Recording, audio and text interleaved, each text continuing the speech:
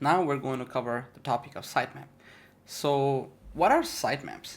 It's basically a map of your website and its content, whatever you want to show to search engines and whatever you want to show to the crawler and the bots. So basically a sitemap is a file, right? It is a file where you provide information about pages, videos, and or any other files on your website.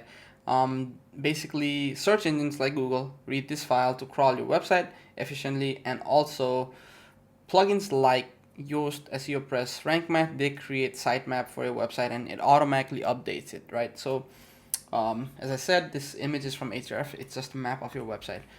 If you go and want to check out a sitemap for marketing with WP, it's pretty straightforward. You can actually check out sitemaps of any WordPress website if they allow it to be done, and my website allows it to be done.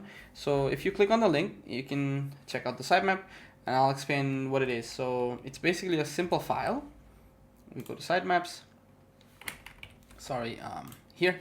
So it's got different post types. Remember, in the earlier version of the course, we went through what content we wanted to be indexed or not. So basically, it shows those things, in the sitemap, in the section on quick configuration. So basically, that already set it up for over here. So we can go into finer settings and control in the next videos. Okay, so these are the sitemaps. There's post, page, courses, apps, plugins.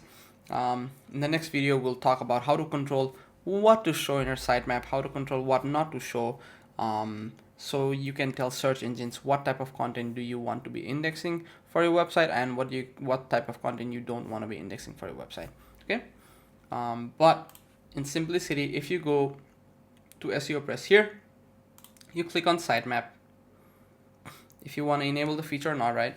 If you want to disable it, it's possible, but once you enable this feature and click on view your sitemap, it will already create and also show the sitemap you have.